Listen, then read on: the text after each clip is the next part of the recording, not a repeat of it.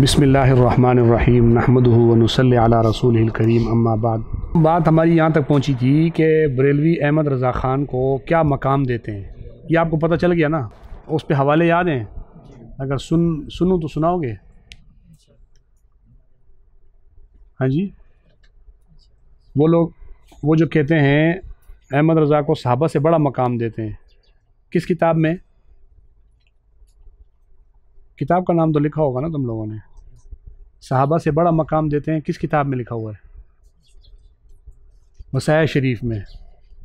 कि ज़ुहद व तक़वा का ये आलम था कि मैंने बाज़ मशाइख को ये कहते हुए सुना कि उनको देखकर सहाबा की ज़ियारत का शौक़ कम हो गया। देखा था ना।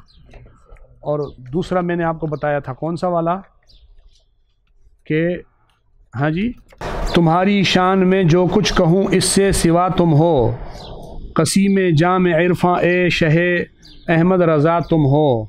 सुनाया था ना। आगे चल के कहा था आया है शान सिद्दीकी तुम्हारी शान तकवा से, तुम्हारे सिद्क़ व तकवा से कहूँ अतका न क्यों करके जब खैरुल अतकिया तुम हो।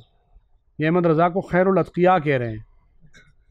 आया है शान सिद्दीकी तुम्हारे सिद्क़ व तकवा से, जलालो हैबत फ़ारूक आज़म आपसे ज़ाहिर, अदू वल्लाह पर एक हरब तेग़े खुदा तुम हो। यानी हज़रत सिद्दीक़ अकबर का मकाम भी दे दिया और फ़ारूक आज़म का भी। अशिद्दाउ अलल कुफ़ार के हो सर बसर मज़हर, मुखालिफ जिसके थर आएँ वो शेर वग़ा तुम हो। तुम ही ने जमा फरमाए नुकूत रमज़ क़ुरआनी, हज़रत उस्मान का मकाम। ये विरसा पाने वाले हज़रत उस्मान का तुम हो। तो ये तो अपनी जगह। और फिर इसके बाद क्या, ये मदाह आला हज़रत में मैंने बताया था कि ये इसका शायर था। ये अशार किसके थे? शाह अब्दुल अलीम सिद्दीकी मिर्ठी। और ये था शाह अहमद नूरानी, जानते हो शाह अहमद नूरानी को? उसके वालिद साहब थे ये।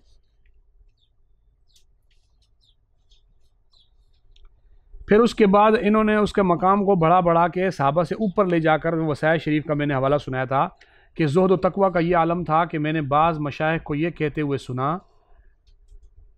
अगर तुम्हें हवाला लिखा हुआ ना भी हो ना, सिर्फ तुम्हें किताब का सफ़ा नंबर, किताब का नाम याद हो तो बाद में देख सकते हो ना। यहाँ किताबें तो यहीं रखी हुई हैं, लिख लिया करो बाद में अपनी कापियों में, लेकिन तुम्हें इतना पता होना चाहिए कि ये कहाँ पर है।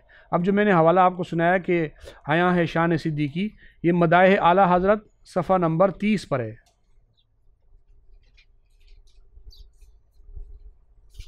और उसके बाद मदाह आला हज़रत सफ़ा 30, उसके बाद का हवाला है वसाया शरीफ का आखिरी सफ़ा। ठीक है। फिर मैंने बताया था कि वसाया शरीफ में इन्होंने रद्द बदल करके इबारत को आगे पीछे किया 2।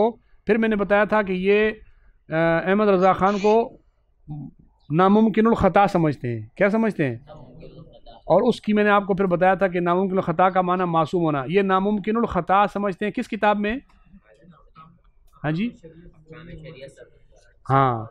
और अल मीज़ान अहमद रज़ा नंबर में भी है और बहुत किताबों में है। ठीक है।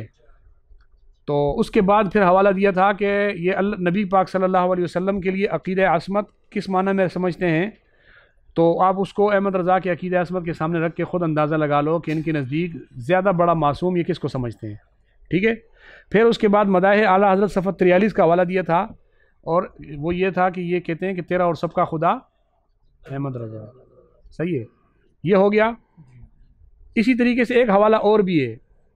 यहाँ एक किताब रखी हुई है मग़फ़िरत ज़ंब, उसमें लिखा हुआ है, वो किताब है साहबज़ादा अबुल खैर मोहम्मद ज़ुबैर की, हैदराबाद का बरेलवी मौलवी है साहबज़ादा अबुल खैर मोहम्मद ज़ुबैर। ये शाह अहमद नूरानी की जो तंजीम है उसका ये अभी सदर है कि पता नहीं कोई इस तरह होता है उसका। तो उसने मग़फ़िरत ज़ंब में लिखा है, चूँकि वो किताब उसने आपस के इख्तिलाफ़ी मसले पे लिखी है, बरेलवियों की आपस के इख्तिलाफ़ी मसले पे, तो उसने उस किताब में लिखा कि हमारे बाज़ ऐसे बरेलवी मौजूद हैं कि जो आला हज़रत को नबियों से बढ़कर समझते हैं। नबियों से, समझ में आ रही है बात? वो है ना अनवार कंजुल ईमान यहाँ रखी होगी, वो ज़रा निकालो। नबियों से बढ़कर समझते हैं। इसका मतलब समझ में आया आपको? जो मैंने जो असमत का मसला बताया था, उसमें कोई कह सकता था कि यार बरेलवियों ने ऐसा बयान तो नहीं दिया कि वो नबियों से बढ़कर समझते हैं।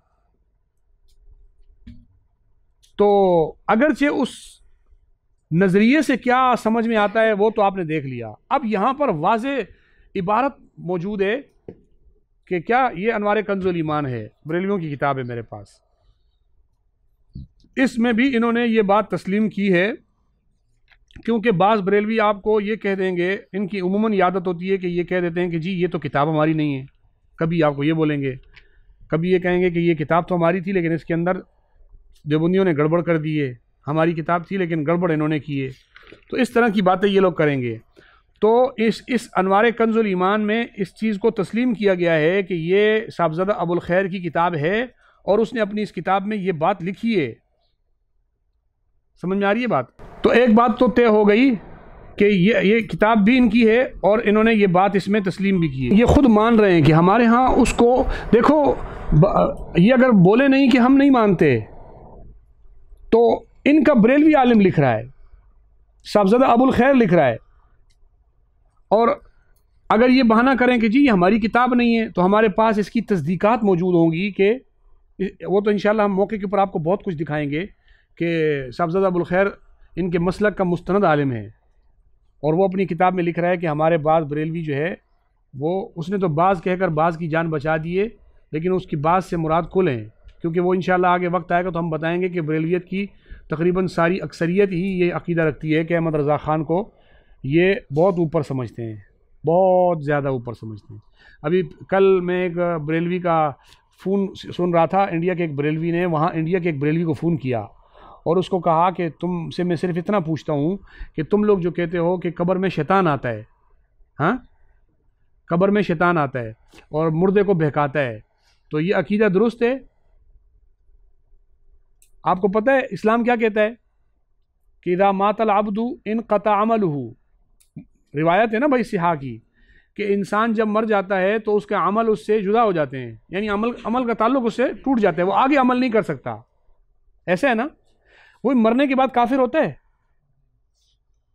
बंदा मर गया, कब्र में चला गया, फिर काफिर हो गया, ऐसा होता है? कोई बोले कि नहीं जी वो बाद में शैतान कब्र में आया था, उसको वरगलाया उसने, तो वो काफिर हो गया।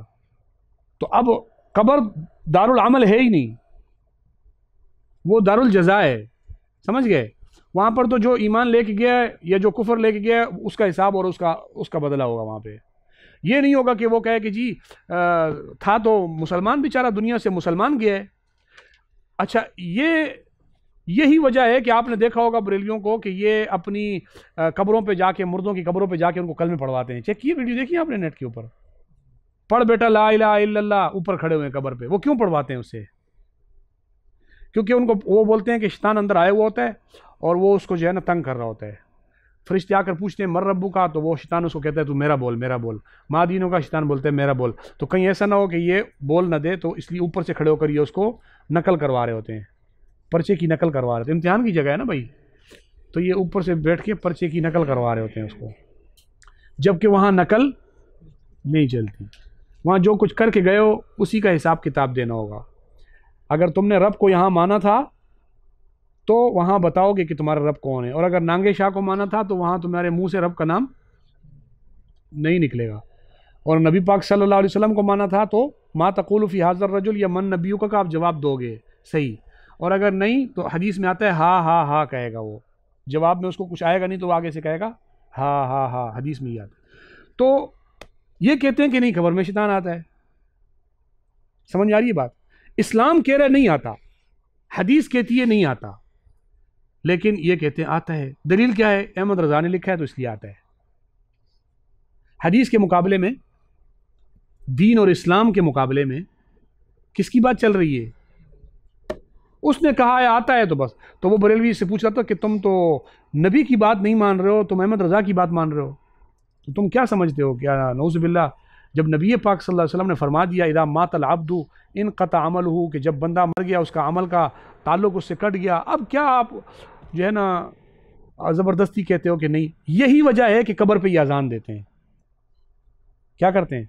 क्यों देते हैं अजान? हाँ जी, शैतान भगाने के लिए। तो कब्र के अंदर से भगाने के लिए क्या करते हैं ये लोग? शैतान को भगाने के लिए अजान देते हैं। अब सवाल ये पैदा होता है कि कब्र में जब शैतान है ही नहीं तो अजान की क्या ज़रूरत? इसी को साबित करने के लिए फिर ये लोग मुस्लिम शरीफ की रिवायतें पेश करते हैं कि नबी पाक सल्लल्लाहु अलैहि वसल्लम ने फरमाया कि जब जो है अजान दी जाती है तो शैतान जो है वो 40 मील दूर भाग जाता है, और बाज़ रिवायतों में कुछ अल्फाज हैं, बात समझ में आ रहे हैं? तो ये कहते हैं हम अजान इसलिए देते हैं कि शैतान हमसे, हमारे मुर्दे से दूर भाग जाए। सही है भाई। हालांकि जो हदीस ये पेश करते हैं उस हदीस के अंदर आम अजान का जिक्र नहीं है, नमाज वाली अजान का जिक्र है। हर अजान से शैतान के भागने का जिक्र वहाँ पे मौजूद नहीं है, बल्कि क्या है, वो अजान जो नमाज के लिए दी जाती है तो शैतान दूर भागता है। ये लोग उसको कब्र के ऊपर आके अजान देते हैं।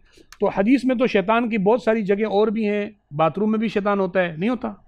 हदीस में है ना भाई। तो वहाँ पे अजान देने का हुक्म है क्या? एक अंदर बैठा है, बाहर दूसरा अजान दे रहा है, ऐसे होता है?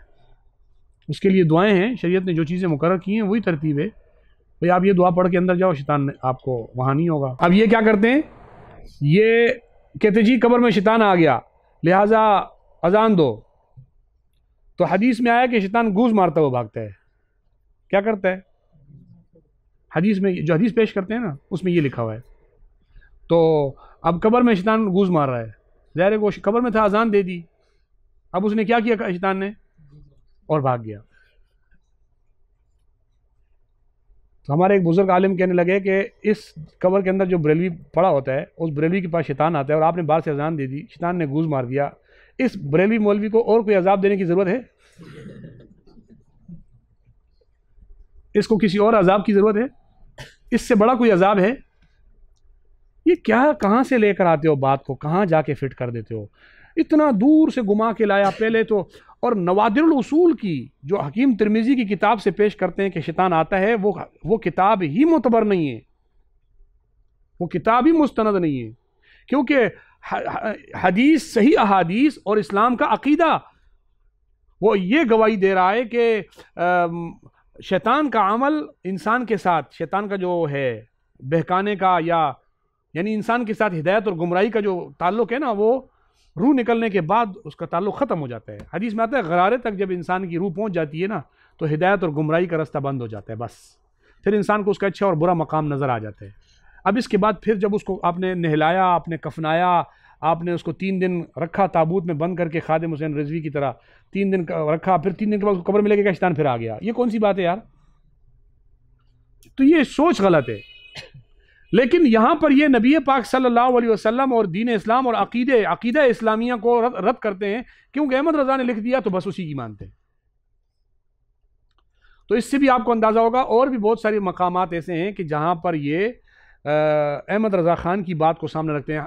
आपने वो आप पढ़ें तिबियानुल कुरान, ग़ुलाम रसूल सईदी बरेलवी की किताब है, आप शरह सही मुस्लिम उसकी उठा के पढ़ें। उसने ऐसे दर्जनों वाक़यात लिखे हैं जो कुरान और हदीस के कुछ वाक़यात हैं, अहमद रज़ा ने उसकी मुखालफत की है। उसने बयान किया, उसने कहा कि अहमद रज़ा ने तो देखो यहाँ भी कुरान की मुखालफत की, यहाँ भी कुरान की मुखालफत की, यहाँ हदीसों की मुखालफत की। समझ गए? और फिर अहमद रज़ा की जो किताब है हुस्सामुल हरमैन, जो उलमाए देवबंद के खिलाफ कुफ्र के फतवे पे लिखी गई है, इसके बारे में बरेलवियों का अकीदा है किताबुन ला रैब फी, किताबुन हुद्दल लिल मुत्तकीन। समझ में आ रही है बात? तो एक तरफ अहमद रज़ा को नबूवत का मकाम दे रहे हैं, एक तरफ अहमद रज़ा को नबूवत के बराबर का मकाम दे रहे हैं, और बाज़ के बारे में आ रहा है कि ऊपर का मकाम दे रहे हैं, दूसरी तरफ उसके ऊपर नाजिल शुदा किताब भी मान रहे हैं। समझ में आ रही है बात? तो इससे आपको अंदाज़ा हो जाएगा कि ये लोग अहमद रज़ा को क्या दर्जा देते हैं। अब जब हमने इनसे मुनाजरा किया तो इन्होंने अवाम के जहन में जो शख्सियत बनाकर पेश की हुई थी वो थी ये, और आप इसके मुकाबले में आएंगे और आपने उसके वाक़यात पढ़ने शुरू कर दिए कि ये ऐसा आदमी था कि जो झूठ और किस बयानी इसका बिल्कुल शेवा था, आदत थी, ये बोलता था और धड़ल्ले से नकल करके लोगों को बाद में बताता भी था मैंने ये झूठ बोला और इस तरह झूठ बोल के मैंने किया। तो ऐसा जब आप उसका नक्शा बना के लोगों के आगे पेश करोगे तो फिर क्या होगा? हाँ जी, ये मेरे पास मलफूज़ात आला हज़रत है और इसमें हिस्सा दोम मलफूज़ात आला हज़रत का हिस्सा दोम है, और हिस्सा दोम के बिल्कुल शुरू में अहमद रज़ा ख़ान ने अपना वाक़या नकल किया है कि हाँ ये किस तरह हज पे गया। समझ में आ रही है बात? ये हज पे कैसे गया, ये अपनी तरतीब बता रहा है। ये कहता है कि अच्छा, ये मैं इस बात को आगे बयान कर रहा हूँ, उसकी वजह ये भी है कि ये जिस किताब को पेश करते हैं ना, जो मैंने अभी आपके सामने पेश की, हुस्सामुल हरमैन, ये कहते हैं कि अहमद रज़ा ख़ान ने उलमाए देवबंद की इबारतें लेकर हरमैन गया था और वहाँ से उलमाए देवबंद के ख़िलाफ़ हरम के उलमा ने दस्तखत किए और दस्तखत करके उन्होंने कहा कि उलमाए देवबंद काफिर हैं। आप बरेलियों को पहले नंबर पे पता है, जब वो आपको बोले ना कि उलमाए देवबंद पर हरमैन के उलमा ने फतवा लगाया है इसलिए वो काफिर हैं, और वो ये किताब पेश करें या इसका नाम लें, तो उनके आगे सिर्फ एक उनको जुमला बोलना है आपने, बस, ज़्यादा लंबी बात नहीं है। उनको बोलना इस किताब को बीच में रख के आप मुनाजरा करने के लिए तैयार हो, ये किताब बीच में रख के आप मुनाजरा करने के लिए तैयार हो? वो कहेंगे नहीं। अजीब बात है, हरम के उलमा ने दस्तखत किए हुए हैं, आपके आला हज़रत ने जमा किया है, और किताबुन ला रैब फ़ीह हुद्दल लिल मुत्तकीन कहा रब्बिल आलमीन, और पता नहीं क्या क्या इसके अलकाब आप बयान करते हो, तो इसको बीच में रख के मुनाजरा करने के लिए तैयार हो? वो इसको बीच में रख कर मुनाजरा करने के लिए तैयार नहीं है। आप पूछो क्यों मुनाजरे के लिए तैयार नहीं है? इसकी तरतीब पर, पहले मैंने क्या लफ्ज़ बताया, इसको बीच में रख के, नंबर 2 इसकी तरतीब पर मुनाजरे के लिए तैयार हो तो हिम्मत करो, आ जाओ भाई। तुमने हमारे अकाबरीन पर गुस्ताखी का हुक्म लगाया तो हम तुम्हें कह रहे हैं कि आ जाओ बैठ जाओ। इस किताब में लगा ना हुक्म, इसको बीच में रखो और मुनाजरा शुरू करो। वो कभी भी इसको बीच में रखकर मुनाजरा नहीं करेगा। नंबर 2 इसकी तरतीब पर मुनाजरा नहीं करेगा। अब एक जगह पर हमारा जो पिछले साल मुनाजरा तहज़ीरुन नास तय हुआ था ना, तो उसमें बरेलियों ने अपने दावे में ये जुमला लिख दिया कि हुस्सामुल हरमैन में इस पर फतवा लगा हुआ है तहज़ीरुन नास के ऊपर, तो हम मुनाजरा करेंगे। तो जब मैंने उनको कहा कि हम तैयार हैं, तो उन्होंने एक शर्त बीच में बढ़ा दी बाद में कि वो तहज़ीरुन नास में जो लिखा हुआ है उस पर मुनाजरा होगा। मैंने कहा यार तहज़ीरुन नास में जो लिखा है मुनाजरा तो उस पर होगा, लेकिन तहज़ीरुन नास पे फतवा तो इसके अंदर है ना, इसमें लिखा है मौलाना कासिम ननोतवी ख़त्म नबूवत का मुनकिर है, तो मुनाजरा इस पर होना चाहिए ना। इसके अंदर तहज़ीरुन नास की इबारत नकल की गई होगी ना भाई, आप लोगों ने नहीं की होगी, तो चलो मुनाजरा करते हैं। वो कभी इसके अंदर नकल की हुई इबारत पर मुनाजरा नहीं कर सकते। वजह कुछ ना कुछ दाल में काला होता है, तो वो पीछे भाग रहे हैं ना। किताब ला रैब फ़ीह है, किताब में कोई शक नहीं है, किताब में किसी किस्म की गुंजाइश नहीं है शक व शुबे की, और किताब इनकी कुरान के बराबर दर्जा दे रहे हैं। किताब एक ऐसे आदमी पर मान रहे हैं कि जो आदमी को ये नबियों से बढ़कर मान रहे हैं, तो इसको बीच में रखकर मुनाजरा करने और इसके अंदर लिखी हुई इबारतों पर मुनाजरा करने से आपको क्या तकलीफ है? समझ में आ रही है बात? सूरज मगरिब से तुलू होगा, बरेलवी मुनाजरा इसकी तरतीब पर आपसे नहीं कर सकता। उलमाए देवबंद काफिर हैं, आपका दावा है, किताब ये बीच में रखो, आओ मुनाजरा शुरू करते हैं। सूरज मगरिब से तुलू हो जाएगा और बरेलवी जहर का क्या पिएगा? समंदर पिएगा, लेकिन मुनाजरे के लिए मैदान में नहीं आ सकता। यार अजीब बात है, आप कह रहे हो मैं, देखो ना, एक आदमी को आप कहते हो कि तेरा अबू चोर है, तो उसको तो परेशानी लग जाती है ना कि यार इसने कौन सी चोरी देख ली हो, पता नहीं हो इसके पास चोरी, पकड़ के ले आएगा, मैं फंस ना जाऊं, मैं बात करूंगा, ये आ गया तो मैं क्या जवाब दूंगा, हो सकता है इसके पास कोई कागजात निकल आए, कोई पर्चा निकल आए, मैं जवाब क्या दूंगा। हमें कोई टेंशन ही नहीं है। तो इसका मतलब है कि हमें तसल्ली है ना भाई, हम कह रहे हैं आओ मैदान में बैठो। तुम कह रहे हो ना कि तुम्हारे बड़ों ने गुस्ताखी की है, तो हमें इस बात की कोई फिक्र नहीं है कि तुम क्या दिखाओगे, आ जाओ। लेकिन दस्तावेज तुम्हारे पास मौजूद है, हरम से आई हुई किताब, तुम कहते हो हरमैन, ये हुस्सामुल हरमैन का माना है कि मक्का और मदीना की तलवार। तुम मक्का और मदीना की तलवार लेके आए हो, तो तुम्हें क्यों डरने की जरूरत है भाई? बात यह है कि ये मक्का मदीना की तलवार नहीं है। नहीं समझ में आया? अगर तुम्हारे हाथ में मक्का मदीना की तलवार होती, तुम तगड़े होते। हम देवबंद की तलवार लेके आते, तुम मक्का मदीना की आती, तुम जीत जाते ना भाई। लेकिन ऐसा नहीं हुआ। क्यों? कि थी शराब, तुमने शहद का लेबल लगाया हुआ था। ये हरमैन की तलवार होती तो तुम आ जाते मैदान में, ये हरमैन की तलवार नहीं थी, लिहाजा तुम क़यामत की सुबह तक इस पर बात करने के लिए तैयार नहीं हो। बात समझ में आ रही है आपको? तो बहुत आसान सी बात है, उनको मुनाज़े पर लाने का बिल्कुल आसान सा टोटका और तरीका बता रहा हूँ। जिस तरह आप चिड़िया को पकड़ने के लिए दाना डालते हैं कि वो दाना खाते खाते पिंजरे के करीब आके फंस जाती है, तो बरेलवी को भी आप दाना डालो और उनको करीब लेकर आओ, लेकिन ये किताब सामने आते ही वो उड़ जाएगी चिड़िया। अजीब बात है। तो ये चीज़ एक ज़हन में रखना। क्यों? वजह, अहमद रजा ने अपनी ज़िंदगी में 2 हज किए। कितने? मेरे जुमले पे गौर करना। अहमद रजा ने ज़िंदगी में कितने हज किए? पहले हज पे ये गया, वापस आया, फिर उसके कुछ अरसे बाद ये दोबारा हज पे गया। तो ये जब हज पे गया ना, तो वहां जाकर इसने दूसरे हज में जाकर, इसके बकौल, बरेलियों के बकौल, सच झूठ उनके सर है, वो कहते हैं कि आला हजरत जो है ना दोबारा हज पे गए तो वहां के हरम के उलमा को देवबंदियों की बातें दिखाई, हरम के उलमा ने दस्तखत कर दिए, तो हजरत ने आकर किताब छाप दी। ये किताब पर इसके ऊपर तो लिखा हुआ है 1325। कितना? ये मेरे पास उर्दू वाली है, ये अरबी उर्दू वाली है। मेरे पास इसके तकरीबन 9-10 नुस्खे हैं। ये लिखे 1324 में ये किताब पर साइन लेकर आया और 1325 में छपी, क्योंकि हज कौन से महीने में होता है? आखिरी महीने में ना, जिलहज्जा में।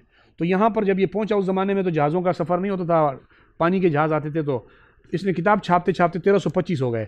1324 में जमा की गई और 1325 में किताब छप रही है, ऐसा है? या 1323 में लिखी गई है, 1324 में छप रही है, बहरहाल जो भी है, समझ गए?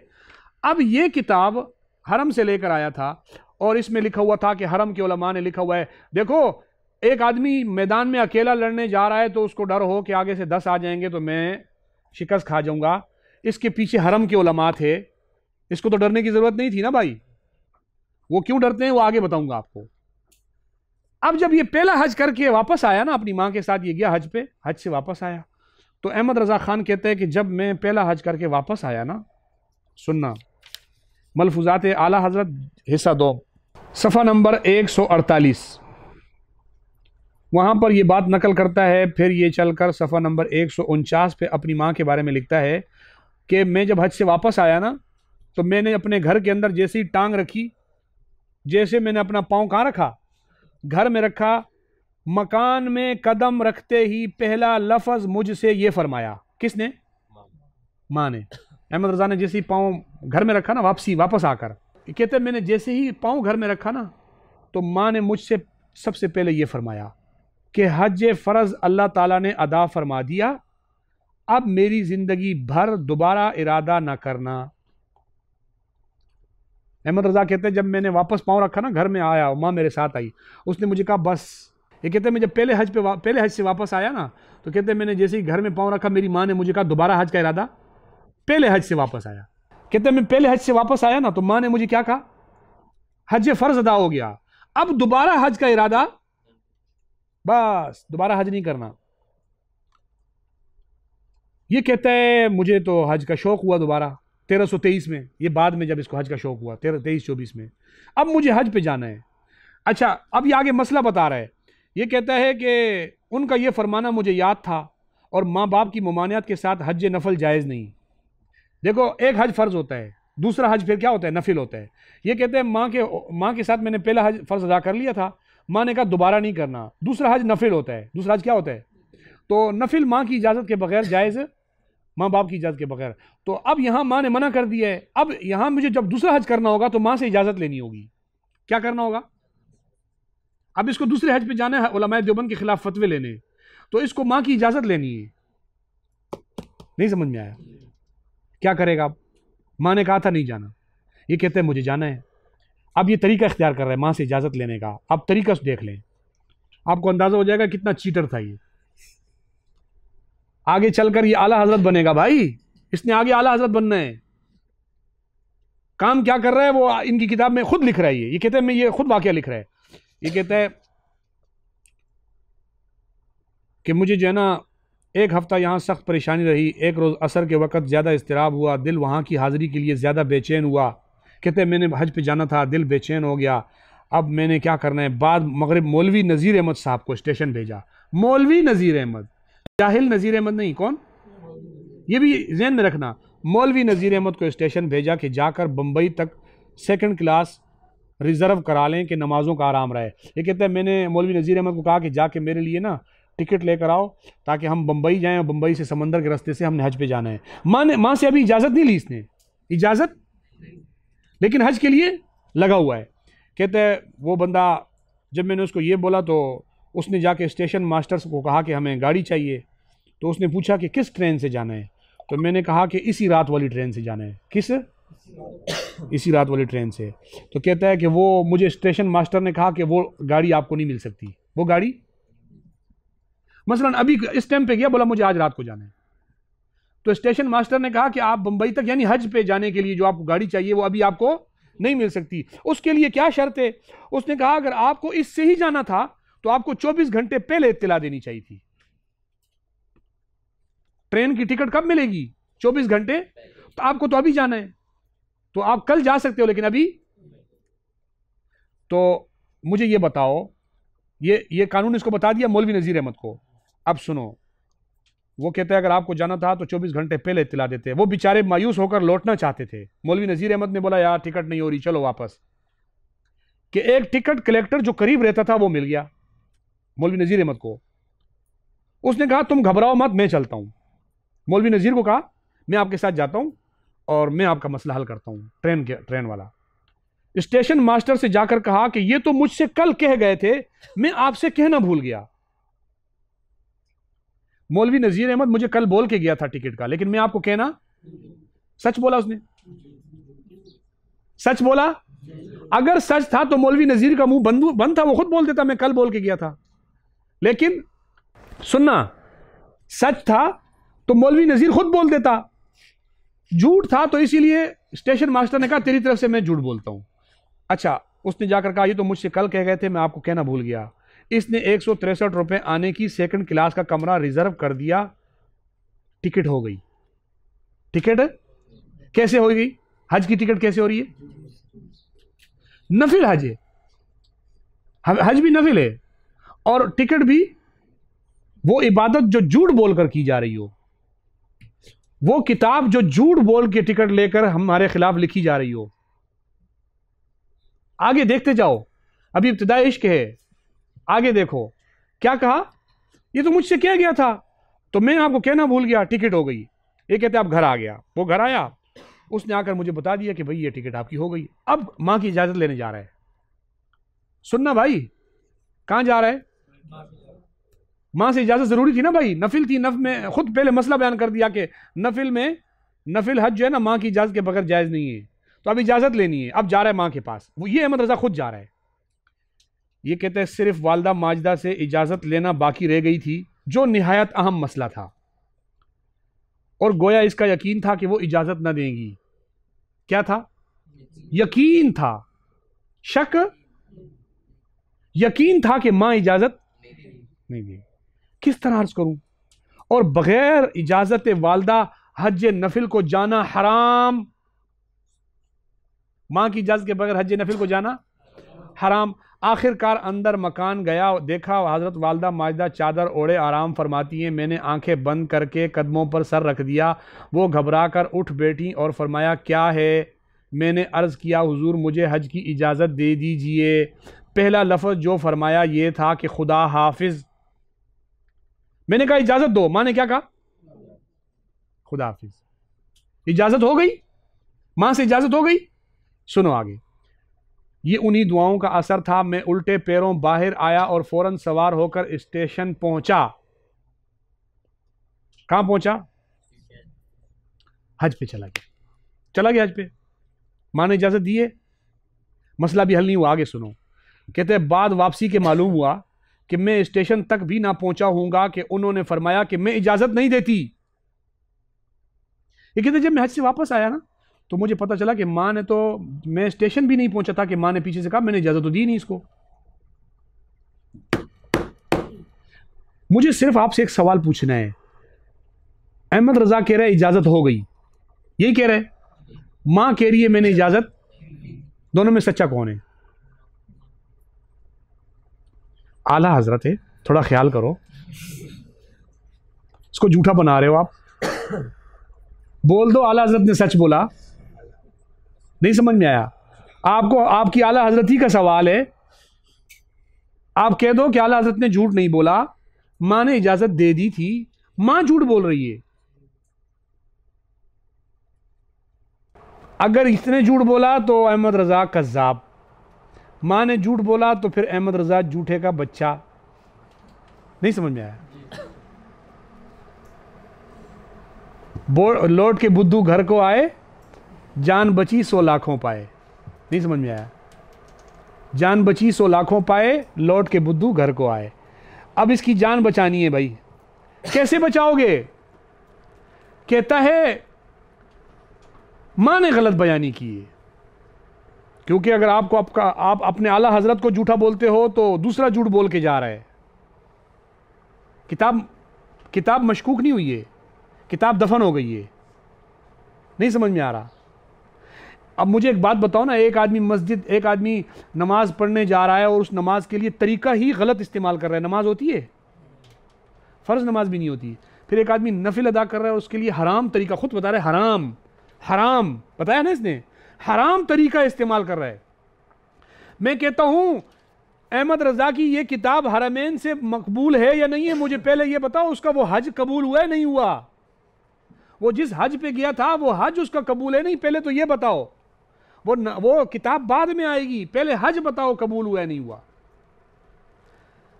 तो दोनों में से, हाँ जी, दोनों में से आपके पास एक रास्ता है।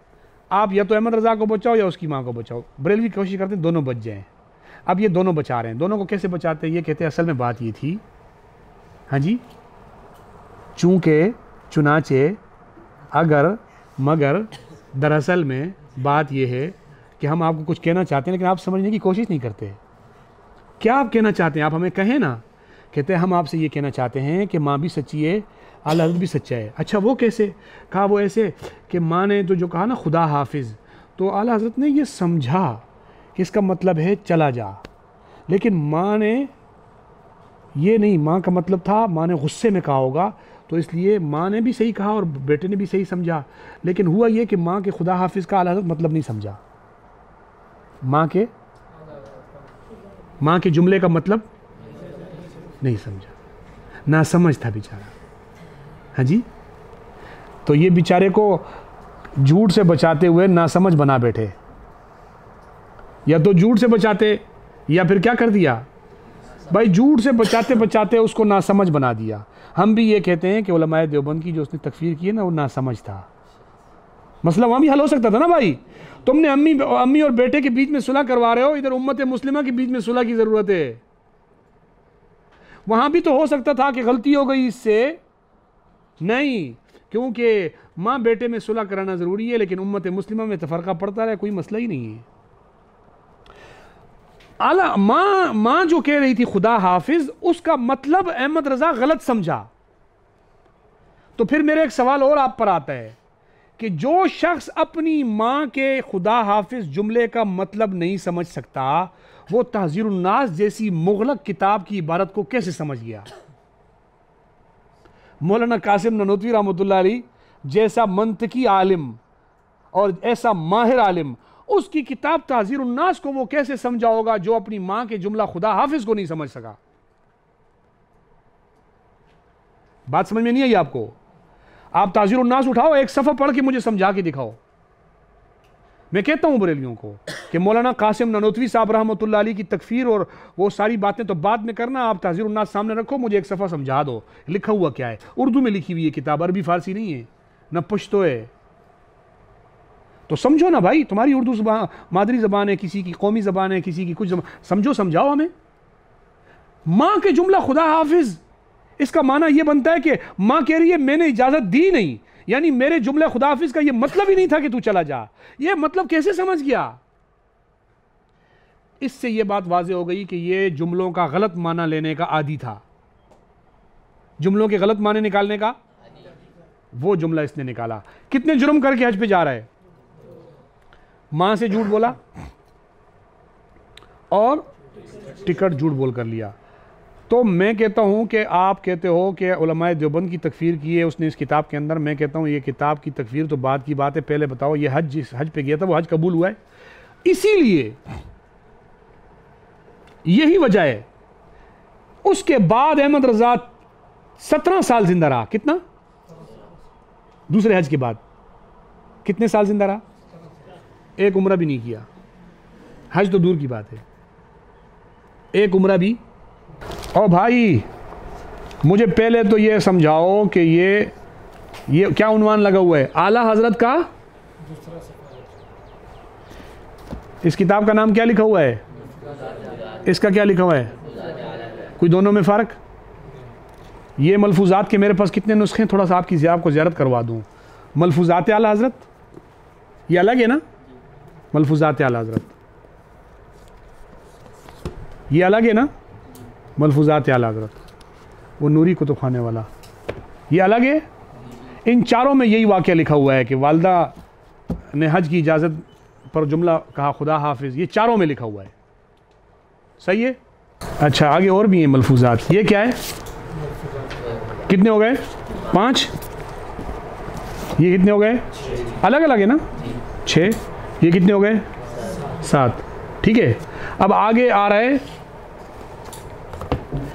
ये 8, ऐसा है ना, इसके साथ 8 हो गए।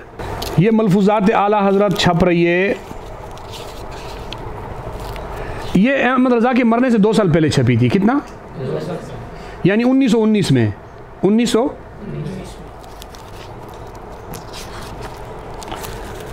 सन 2000 में ये मलफूज़ात छप रही है।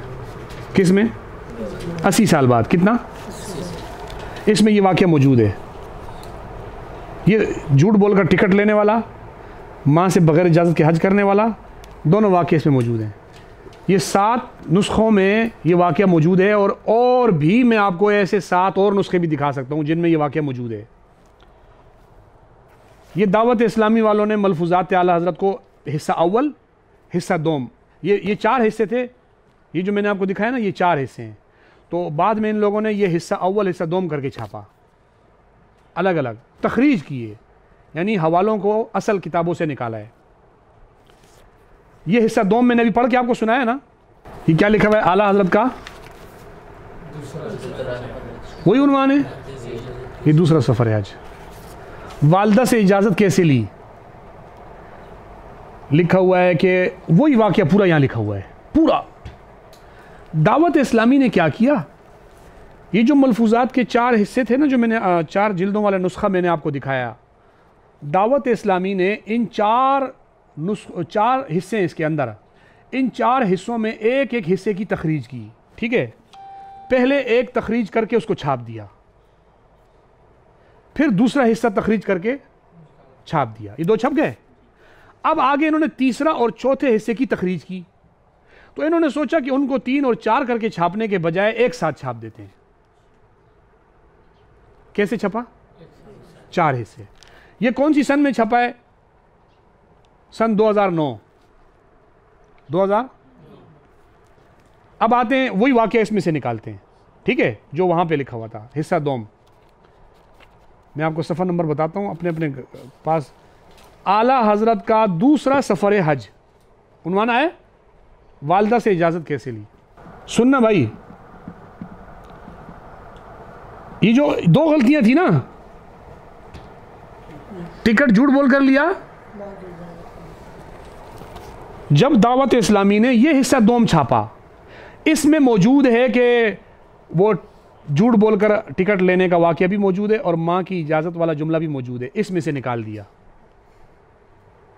इसमें मौजूद है, दावत इस्लामी का, ये देखो, इसमें से निकाल दिया। आला हज़रत ने झूठ नहीं बोला था ना, तो क्यों निकालते हो? सच बोल के हज पे गया था ना, तो क्यों निकाला? इसमें वो वाक़या मौजूद नहीं है। भाई चोरी पकड़ी गई या नहीं पकड़ी गई? अगर कोई हमारे सामने आकर बोलता है कि जी ये वाक़या झूठा है, आला हज़रत के सर थोपा गया है, तो यहां कैसे आया था, यहां तक कैसे पहुंचा था 100 साल बाद तक, ये वाक़या कैसे नकल होता रहा, और 2009 में किताब छप रही है तो क्यों निकाल दिया जा रहा है? अच्छा, फिर क्या हुआ? इन दोनों में कोई फ़र्क है? कोई ख़ास फ़र्क नज़र आ रहा है? इसके बाद फिर ये आया, अभी कहानी ख़त्म नहीं हुई भाई, अभी आगे कहानी चल रही है। ये दोबारा आ रहा है, इसमें वहाँ 2009 लिखा हुआ था, 2012 क्या लिखा हुआ है? ये कह रहे 2009 में हमने पहली दफा छापा है, अब 2012 नजर आया? ये क्या लिखा हुआ है? एतिजार लिखा हुआ है। एतिजार पढ़ूं किताब के शुरू में। मजलिसुल मदीना अल इल्मिया ने किताब मलफूजात आला हजरत मा तखरीज व तस्हील जमादियुल उखरा मुताबिक जून 2009 को शाया की थी। उस एडिशन में चंद इबारतें शामिल नहीं की। मान रहे ना, चोरी मान रहे ना कि हमने कुछ इबारतें उसमें से शामिल नहीं की, निकाल दी थी। मान रहे ना भाई? इस पर हम माजरत ख्वाह हैं। इस पर हम क्या हैं?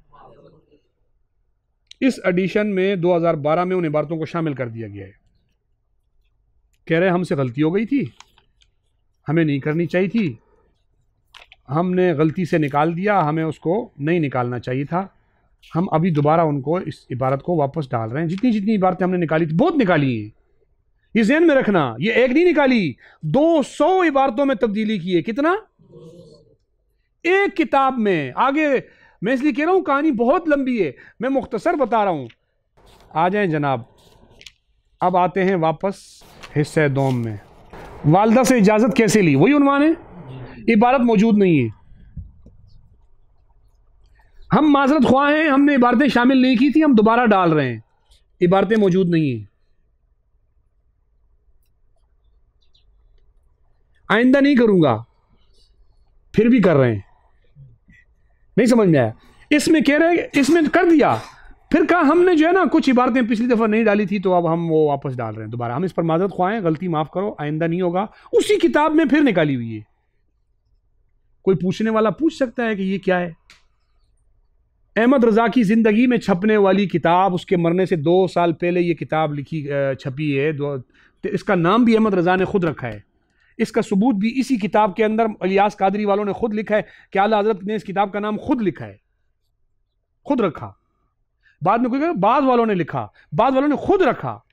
और 100 साल तक वो किताब उसी तरह छपती रही कि माँ से झूठ बोलकर, माँ से धोखा करके हज पे गया, झूठ बोलकर हज पे गया। फिर उस किताब से जब इन्होंने दोबारा छापा तो उसमें मौजूद था, तखरीज के साथ भी मौजूद है। और ये जो तखरीज के साथ है इसके ऊपर भी तारीख लिखी हुई है, 2008 में मौजूद है। लेकिन जैसे ही 2009 में यह किताब 4 हिस्सों के साथ छप कर आ रही है, फिर हवाला उड़ गया। तो कोई इनसे पूछ सकता है ना कि भाई आपने हवाला क्यों उड़ाया? और जब आप कह रहे हो कि एतजार, हम माजरत ख्वाह हैं, हमसे गलती हो गई है, आइंदा ऐसा नहीं करेंगे, और ये हमसे रह गई है, हम दोबारा शामिल कर रहे हैं। जब तुम कौम को ये कह चुके हो, फिर तो डालो। इबारत फिर क्यों नहीं डाली जा रही? मैं इसलिए कहता हूं कि इस फिरके को पहचानने का बड़ा आसान तरीका है। आप इनकी ये ख़यानतें चेक कर लो, आप फिर मुझे बता दो। जो बंदा अपनी किताबों का ये हशर करेगा, उन्होंने देवबंदियों की किताबों का क्या हशर करना होगा? जिन्होंने अपनी किताबों का ये बेड़ा गर्क किया है। 17 साल जिंदा रहा ये, दोबारा हज पे क्यों नहीं गया होगा बताओ? ये मेरा एक सवाल है, इम्तिहान में आ रहा है। 3 बड़े बड़े जुर्म बताओ जिसकी वजह से अहमद रज़ा दोबारा हज पे नहीं जा सका। पहला जुर्म झूठ बोलकर टिकट लिया, दूसरा जुर्म माँ से धोखे से इजाज़त लेने की कोशिश की, तीसरा जुर्म सारी दुनिया वहाँ अच्छा मुसलमान बनने जाती है, ये दुनिया को काफिर बनाने गया था। 3 बड़े बड़े जुर्म लिखो। अहमद रज़ा दोबारा हज पे क्यों नहीं जा पाया होगा? उसकी वजह यह होगी कि 3 बड़े बड़े इसने जुर्म किए थे। भाई बरेलियों के पास तो 17 साल मौजूद है ना, हमें दिखा दो ना यार कि कभी गया था हज पे दोबारा। आप हमें दिखा दो। बोलो देवबंदियों तुम्हें पता नहीं है, हमें पता है, ये लो हम दिखाते हैं, तीसरा हज भी किया था। अगली बात इससे ज्यादा मजेदार, अहमद रजा खान कहता है वहां पे जाके हरम के उलमाओं को कि देवबंदी गुस्ताख हैं नबी के, ये जाके कह रहे हैं वहां पे। जिस साल अहमद रजा इस हज पे गया हुआ है, इसी साल वो शख्स भी हज पे गया हुआ था जिसके खिलाफ अहमद रजा फतवे लेने गया था। समझ में आ रही है बात? कौन? हजरत मौलाना खलील अहमद सहारनपुरी रहमतुल्लाह अलैह। अहमद रजा ने खुद इसमें लिखा है कि मैं जिस साल हज पे गया उस साल हज पे खलील अहमद सहारनपुरी भी आया हुआ था। दोनों गए हुए हज पे। अहमद रज़ा कहता है मैं आशिक़ रसूल, ये गुस्ताख़ रसूल। नहीं समझ आया? ये अहमद रज़ा है, मैं आशिक़ रसूल, ये यही बोलने गया था ना वहाँ पे। तो उसूल क्या बनता था कि ये बंदा हर साल हज पे जाता, ये फिर यही होता ना भाई, अहमद रज़ा हर साल हज पे जाता, क्योंकि इतना बड़ा आशिक़ रसूल है। तो जाते हैं वही जिनको सरकार बुलाते हैं। नहीं समझ में आया? जाते हैं वही जिनको, तो आपको तो 17 साल सरकार बुलाते रहे होंगे कि आपने इतना अच्छा काम किया है, यही होगा ना। सरकार ने आपको 17 साल में फिर क्यों नहीं बुलाया? नहीं समझ में आया? कोई मसला है इसमें ना? आपका अकीदा तो यही है ना कि जाते हैं वही जिनको, तो सरकार ने आपको 17 साल में फिर कभी बुलाया? पहली दफ़ा जब तू गया तो माँ ने कहा फिर नहीं करना, क्योंकि हरकतें ऐसी करके आया होगा, माँ ने कहा दोबारा हज नहीं करना, तेरे हज का तुझे कोई फ़ायदा नहीं होता। फिर दूसरा भी उससे डबल हरकतें करके गया। पहला वाला जो हरकतें करके गया, दूसरी वाली उससे ज़्यादा हरकतें करके गया। पहली दफ़ा में माँ ने कहा फिर नहीं जाना, दूसरी दफ़ा अल्लाह की तरफ से मोहर लग गई, फिर नहीं जाएगा। नहीं समझ में आया? चेक करते जाओ। पहला हज करके आया तो माँ ने ठप्पा लगाया, दोबारा नहीं जा सकता, बैंड हो गया। वो कहते हैं अरे सऊदिया वालों ने शाह अहमद नूरानी पे पाबंदी लगाई है, मक्का नहीं आ सकता। और मैंने कहा जिन पर माँ ने पाबंदियाँ लगाई हों कि मक्का नहीं जा सकता, उनको तुम सऊदिया वालों से शिकवे नहीं करो, उनकी अम्मा से शिकवा करो। माँ कहती है दोबारा नहीं जाना। तुम पे सऊदिया की पाबंदियों की ज़रूरत नहीं है, तुम पे तुम्हारी माँओं ने पाबंदियाँ लगा दी हैं। बल्कि सारे बरेलवी अहमद रज़ा की माँ को कम से कम अपनी माँ तो समझते होंगे ना। जब अहमद रज़ा आला हज़रत है सबका, तो उनकी माँ भी सबकी माँ होनी चाहिए ना। तो समझो कि सारी बरेलवियत पे मोहर लगा दी माँ ने कि ये फिर हज पे नहीं जा सकते। इसीलिए आज तक बरेलवी हज पे जा नहीं सकता, और जाए तो मक्का में नमाज नहीं पढ़ता, मदीने में नमाज नहीं पढ़ता, बाथरूम में छुपा रहता है। आज तक वो मोहर इनके ऊपर किसी न किसी तरह लगी हुई है। कहते हैं भाभी के पीछे नमाज नहीं होती, भाभी के पीछे हज नहीं होता, भाभी के पीछे ये नहीं होता, भाभी वहाँ चले जाते हैं फिर छुपते फिर रहे होते हैं। आज तक मोहर लगी हुई है। तुम इस काबिल नहीं थे कि तुम्हें मक्का हवाले किया जाता, इस काबिल ही नहीं थे। तो पहली दफ़ा हज करके आया तो माँ ने मोहर लगाई, दूसरी दफ़ा हज की तो फिर उसके बाद ठप्पा लगा रब की तरफ से कि फिर दोबारा नहीं जा सकता। अब सुनो, वहाँ पर दोनों गए हुए हैं, मौलाना खलील अहमद सहारनपुरी भी गए हुए हैं और अहमद रज़ा खान भी गया हुआ है। अहमद रज़ा खान फिर दोबारा, तो क्या हज़रत सहारनपुरी साहब दोबारा गए? तवज्जो है? नींद तो नहीं आ रही? जाग रहे हो, भाग रहे हो? थक गए हो तो बस करता हूं। मज़ा नहीं आ रहा तो भी बताओ। सुनना, मौलाना खलील अहमद सहारनपुरी के बारे में फतवा लेने। अब मौलाना सहारनपुरी वो आदमी है जिसने ना टिकट लेने में झूठ बोला, जिसने ना जनाब माँ से धोखा किया, जो ना किसी के वहाँ पर मुसलमान बनाने के बजाय काफिर बनाने गया, ये जराइम नहीं किए थे। तो होना ये चाहिए था कि अगर अहमद रज़ा दोबारा नहीं गया तो सहारनपुरी साहब तो दोबारा गए होंगे ना। तो आपके पास कोई सबूत है? मैंने कहा हाँ सबूत है। जाओ जन्नतुल बकी में कब्र देख लो, मौलाना खलील अहमद सहारनपुरी की कब्र कहाँ पर है? कहाँ पर है? अब मुझे एक बात बताओ, और अहमद रज़ा की कब्र कहाँ है? बरेली शरीफ में। कहाँ पर है? कौन से शरीफ में? और हमारे उनकी कब्र मदीना शरीफ में। नहीं समझ में आया? तो शरीफ कौन है? मदीना है ना भाई। असल शरीफ कौन है? मदीना होना चाहिए ना। उसके मुकाबले में कोई और शरीफ हो सकता है? तो जिसको तूने कहा गुस्ताख रसूल, नबी ने उसको अपने पड़ोस में सुलाया हुआ है। और जो कहता था मैं आशिक़ रसूल, वो बरेली शरीफ में वही तवाइफों वाली गली में लेटा हुआ है। नहीं समझ में आया? हाँ जी, फिर मौका। अब क़यामत में झूठा आशिक कहां से खड़ा होगा? बरेली शरीफ से। और सच्चा आशिक कहां से खड़ा होगा?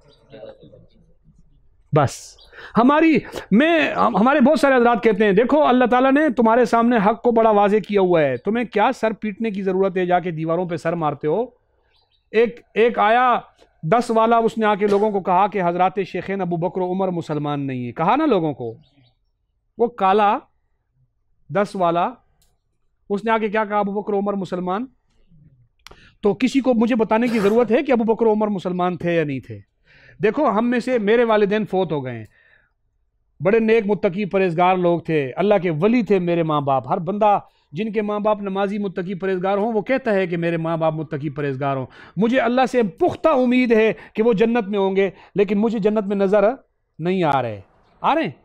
आपको नज़र आ रहे हैं? आपका कोई पुराना बुज़ुर्ग, कोई दादा परदादा, नानी नानी कोई फोत हुआ हो, अम्मी अब्बू में से कोई अल्लाह के पास चले गए हों, कोई जन्नत में जाता हुआ नज़र आ रहा है? लेकिन अबू बकर उमर को जन्नत में देखना है।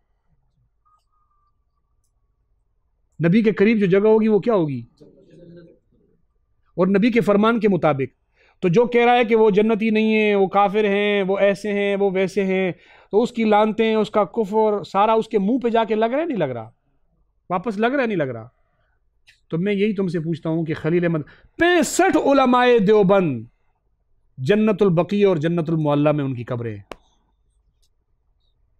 तुम्हारे में कितने? अपने नाम बताओ। कोई फैसलाबाद शरीफ में, कोई लाहौर शरीफ में, कोई बम्बई शरीफ में, कोई कुरंगी शरीफ में। ये कुरंगी वालों, तुम्हारे यहाँ एक बिल्ली शरीफ भी है।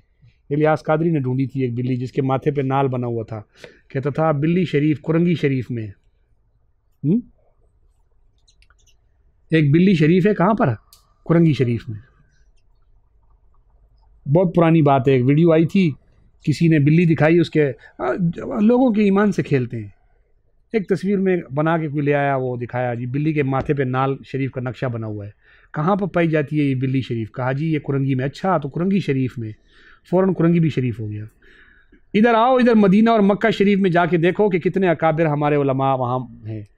इसीलिए अल्लाह रब्बुल इज़्ज़त ने 10 वालों को भी बता दिया कि अगर तुमने अपने मुखालिफिन को देखना है, जिनको तुम अपना मुखालिफ समझते हो, देखना है, तो जाओ नबी पाक सल्लल्लाहु अलैहि वसल्लम के रोज़े के अंदर देखने का मौका मिले तो ठीक है, नहीं तो लोगों से पूछ लेना जिनको तुम बुरा भला कहते हो वो जन्नत में आराम फरमा हैं।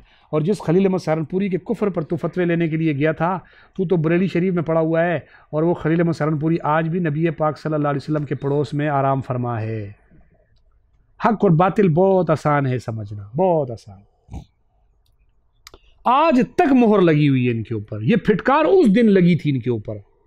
आज कंजुल ईमान पे सऊदीया में पाबंदी क्यों लगी है? आज तक लगी हुई है। इनके मौलवियों के नाम एयरपोर्टों पे लगाए गए थे, तस्वीरें और नाम लगाए गए थे कि ये लोग उतरे, इनको फौरन वापस पार्सल करना। क्यों? ये सब फिटकार थी तुम्हारे ऊपर। और हमारे, चले जाओ आप जाके देख लो, हाजी इमदादुल्लाह महाजिर मक्की रहमतुल्लाह अलैह से लेकर हज़रत मौलाना फ़ज़ाइल अमाल का मुसन्निफ कहाँ फोत हुआ है, कहाँ दफन है? मौलाना ज़करिया साहब। हमारे तो तबलीगी भी वहाँ पहुँचे हुए हैं, तुम अपने में से कोई बताओ। बहुत सारे हैं, बहुत हैं। मैंने नाम जैसे आपको नहीं बताया, मैंने इस पर यहाँ किताब रखी हुई है, जन्नतुल बकी में मदफून उलमाए देवबंद और जन्नतुल मुअल्ला में मदफून उलमाए देवबंद। मक्का और मदीना में कितने उलमाए देवबंद मदफून हैं, 2 किताबें रखी हुई हैं, आप देख लो, पढ़ लो। उसके अंदर बात करने की ये है कि 10 वालों को भी सबक मिल गया और 12 वालों को भी। 10 वालों से समझ गए, चाहे मुहर्रम की 10 हो या रबीउल अव्वल की 12 हो, 10 वालों को भी सबक मिल गया और 12 वालों को भी।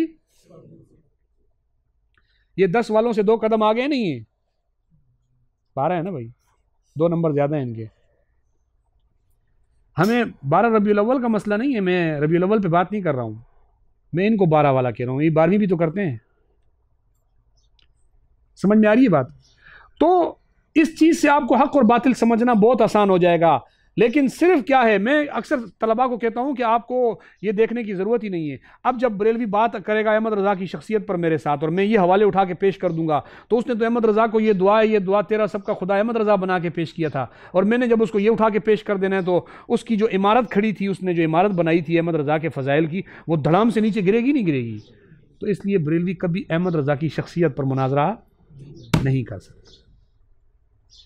और मैं अब भी कह रहा हूं, ये जितने बड़े बड़े इनके सूरमा घूम रहे हैं ना, आप जाओ इनकी मिन्नतें करो, इनकी दाढ़ियाँ पकड़ो, इनके पाँव में हाथ रखो, इनके आगे इनके घुटने पकड़ो, सही है, इनको लालच दो, कुछ पैसे चाहिए तो वो भी दे दो, भाई खुदा का वास्ते आ जाओ, हक जाहिर करने के लिए मुनाजरा कर लो, हमारे साथ बैठो और आप हक वाज़े हो जाए तुम्हारे आगे। लेकिन सूरज मगरिब से तुलू हो जाएगा, ये लोग, इन लोगों ने दूर बैठ के सिर्फ इल्ज़ाम तराशियाँ करनी है, उम्मत को तोड़ के रखना है, उम्मत के बीच में इत्तेहाद नहीं होने देना। अब दुनिया के अंदर, हिंदुस्तान के अंदर मुसलमान, सबसे ज़्यादा मुसलमान किस शहर मुल्क में बसते हैं पता है आपको? कहाँ हैं? सबसे ज़्यादा मुसलमान दुनिया में हिंदुस्तान के अंदर है, और सबसे मजलूम मुसलमान भी हिंदुस्तान के अंदर है। पाकिस्तान से भी ज़्यादा मुसलमान है वहाँ पे, लेकिन उनको यहाँ से ज़्यादा परेशानी है वहाँ पे। वहाँ अब एक बंदा कत्ल हो गया, चूँकि वो देवबंदी मज़हब से ताल्लुक़ रखता था, आले सुन्नत था, देवबंदी था, देवबंद के मदरसे वाला, लिहाजा ये बोलेंगे मारो मारो। कल इनके ऊपर आफत आएगी, फिर ये बोलेंगे हमारा साथ दो। तो ये उम्मत में तफरीक का सिलसिला इनके यहाँ चल रहा है। वहाँ यही हुआ है। अभी मसला बरेलवियों में से एक मौलवी ने एक दिन कहा था कि ओम और अली एक हैं, ओम और अली, तो वो इन्होंने उसके ऊपर कोई फतवा नहीं लगाया। मौलाना अरशद मदनी साहब ने कह दिया कि हज़रत आदम जो है जिसकी पूजा करते थे वो ओम इसको ये कहते हैं, हम उसको खुदा कहते हैं। मफ़हूम ये जो बयान करते हैं वो मफ़हूम हमारे रब के मफ़हूम के साथ मिलता जुलता है, लिहाजा ये शिर्क को रद्द करने के लिए हज़रत ने ये बात की। उनके एक सोच को, नज़रिए को गलत किया है। खुदा की तौहीन नहीं हुई है, उनकी एक सोच और नज़रिए को रद्द किया है। तो आप शोर मचा रहे हो। कल जब तुम्हारे में एक बंदा खड़ा हो कि ओम को हज़रत अली बता रहा था, तो उस वक़्त तुम कहाँ थे? तुम क्यों नहीं निकले थे बाहर? वो तो आलमी मसला नहीं बना, आज आलमी मसला बना दिया, क्योंकि दूसरी तरफ हिंदू है। फर्क सिर्फ इतना है कि वो जिसको पूछता है वो कम से कम खड़ा होता है। वो जिसको पूछता है वो क्या होता है? वो खड़े को पूछता है, ये पड़े को पूछता है, नहीं पूछता। जो काम वो अपने बुतों के साथ करते हैं, खड़े बुतों के साथ, इन्होंने वो पड़े हुए बुतों को, नंगे शाह और दसूड़ी शाह और पसूड़ी शाह के साथ वही किया हुआ है। तो इसलिए इंशाल्लाह अगला हमारा उन्वान होगा इबारात का, ठीक है? इबारात का उन्वान होगा, तो उसमें आप हजरात फिर जो है इबारात पर कल भी हो सकता है दोपहर को भी या शाम को मौका मिला तो मैं इबारात पर आप हजरात की तैयारी करवाऊंगा। या बातिल को शक मुफ्ती नजीबुल्लाह उमर, दाहिने दीन हमद नजीबुल्लाह उमर, या बातिल को शक मुफ्ती नजीबुल्लाह